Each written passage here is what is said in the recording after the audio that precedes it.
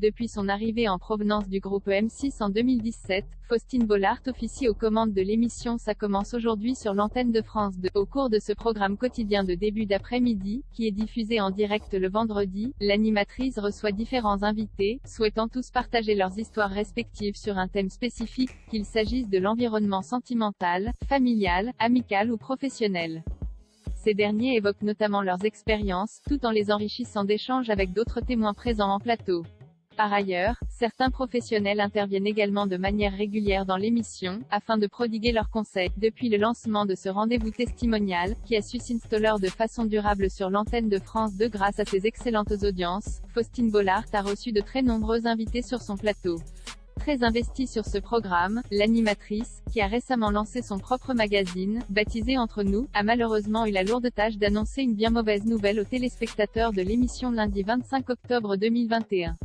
En fait, l'une des anciennes invitées de Ça commence aujourd'hui, qui se battait contre un cancer du sein, est morte des suites de sa maladie. L'annonce de sa disparition a été faite sur le compte Twitter de l'émission. C'est avec une profonde tristesse que nous venons d'apprendre le décès de Sonia, l'une de nos invitées en 2017.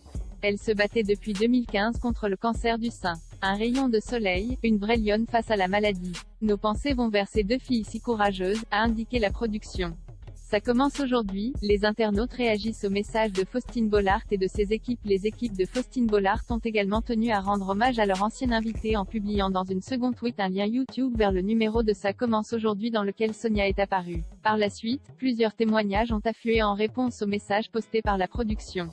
C'est vraiment terrible cette maladie. Nous sommes désolés d'apprendre cette mauvaise nouvelle. Je comprends pas comment nous n'avons toujours pas vaincu cette maladie. Cela fait plus de 60 années que l'on nous fait croire que nous avançons.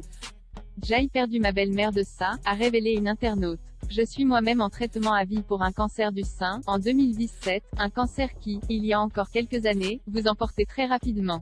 La médecine a fait d'énormes progrès. Consultez au moindre doute pour déceler le cancer et moins lourds seront les traitements, a souligné une autre.